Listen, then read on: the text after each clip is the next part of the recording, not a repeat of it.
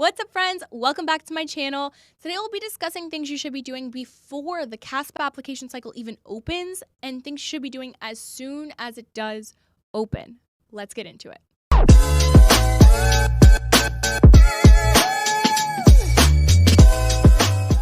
I learned a lot through my application process. Thankfully, I only had to go through one application cycle, but I did learn a lot. I did make some mistakes, so I'm here to share them with you, so hopefully you don't make the same mistakes I did. So before the application cycle even opens, here are a couple things you should be doing, like now. One of them is requesting your official transcripts for yourself.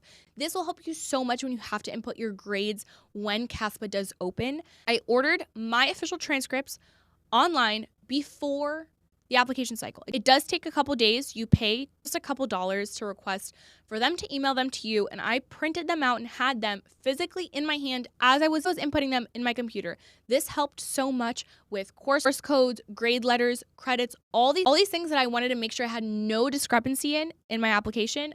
I make sure I was putting everything in accurately. This saved me so much time. I know people who spend hours and days inputting grades. I sat down one afternoon and just powered through 4 or 5 hours and was able to put everything in. So request those official transcripts for yourself to your personal email, print them out, and have them in hand as soon as the CASPA application cycle opens to get those grades in. Now, another thing you should be doing before your application cycle even opens is messaging those people who you want to request letters of rec from. Now, every school is different, and this has to be something you have to pay attention to. Go on the school's website, look at their requirements, see what titles they want letters of rec from. Each school requires letters of rec from different people, and this is something that you should look up beforehand and see what each school wants. Some schools, for an example, might want 3 letters of rec, one from a past professor, one from a PA you shadowed, and another one from someone who supervised you during your extracurriculars. Whatever the case may be, write the school name down, write down the letters of rec they're asking. Already start compiling in your head, okay, I'm going to ask this person and this person and this person for a letter of rec, and already reach out to them before the CASPA application cycle opens. Now, if you're already in contact with these people, it's really easy to just message them and be like, hey, I'm Victoria. As you may or may not know, I'm applying to PA school. I would love for you to write me a letter of rec. I will be sending you a link in which you can upload it. So if you can already start working on that, that would be great. Give them a date, give them a timeline, give them a deadline. I need this letter in by blank. I gave my letter of rec writers about a 2 to 3 week window after the CASPA application cycle opened and said, this is the deadline that I need these letters in by. So they already had a timeline and they knew, okay, this is what I need to do. I need to pace myself to make sure I have it for this person in time. I also did text them or email them every now and then, depending on our method of communication, reminding them, hey, any update on the letter, if I could have it this week, that would be great. The reason why this is so important to do before the application cycle opens is if there is a science professor that you had in the past that you used to communicate with through your school email, but now that you are graduated, you no longer have access to your school email, what do? Are they going to even remember you? You don't have a thread of conversation to even look back from. So for those situations, I had to Google the professor's name. I sent them an email from my personal email, and I kind of gave a description of who I am. Hey, my name is Victoria. I took your class this semester. I ended with whatever letter grade I ended with, and I learned so much from your class. I would love for you to write me a letter of rec. I am applying to PA school this coming semester. What information do you need from me? I kind of reminded them of who I am. If I was just a student in their class, they may not remember me exactly. I sent them some information about myself. And, I'm now graduated. This is what I graduated in, and I'm now taking interest in these things. Kind of gave them a little background information on myself. I sent them my resume so they had a couple things to go back on if they wanted to discuss, my extracurriculars and my accomplishments. I also reached out ahead of time for them to familiarize themselves with my personal email address, saying, hey, I no longer have that school email account, but this is still who I am, and you can still contact me this way.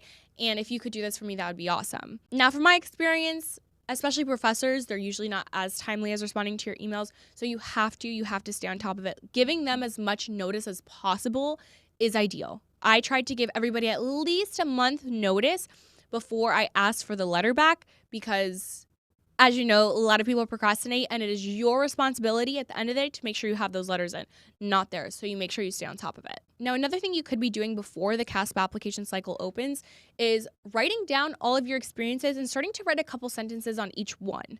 Being very descriptive on how many hours you worked in that extracurricular or volunteer or research position or whatever it was, how many hours you work, how often you worked, what your responsibilities were, what you did, and how what you did could be applied to you as a PA in the future and how it could help you be a better PA.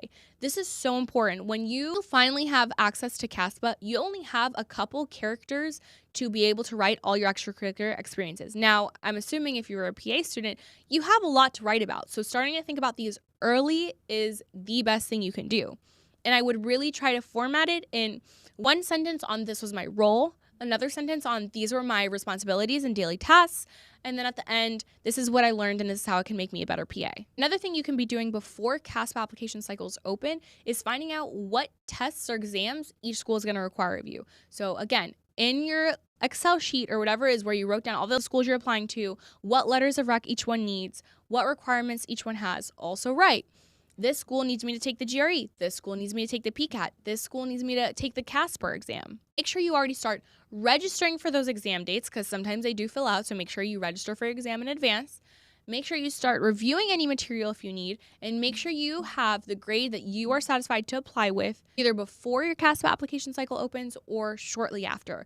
The earlier you can get in your CASPA application, the better, especially for those schools who are rolling admissions. And last thing I suggest you do before the CASPA application cycle even opens is start writing your personal statement if you haven't already. But making sure that you are confident in the personal statement you have written before applications open makes it easy for you to just copy and paste your personal statement into the CASPA application portal as soon as it does. Now, here's one thing that I made a mistake on when I went to apply. It did keep me from applying to a school that I was also interested in. Thankfully, everything worked out and I did get into the school I wanted to go to, but it did stop me from applying to an additional school that I did have interest in. As soon as the CASPA application cycle opens, prereqs and requirements for schools are constantly changing. So instead of working in a chronological order within the CASPA portal, which is something that I did, you can jump around. Jump to the end of the CASPA applications and see what prereqs each school requires. One of the schools I was interested in and wanted to apply added a new prereq, which is something I did not have on my application. So my choices were to either not apply to the school because I didn't satisfy the requirements and did not have the prerequisite they needed, or take the class, just that one class, to satisfy that prereq and apply to that school a little later. Now, I had only seen this 3 weeks after the CASPA application cycle was open, so summer classes had just began and it was too late for me to register for like a 5 or 6 week summer course for me to take and just knock out that prereq to be able to apply. So I had ruined my chance. I would have to take the fall course of that program, which isn't just a 5 or 6 week course, and I would only end up applying end of the year, and I ended up deciding, you know what, maybe it's not meant to be.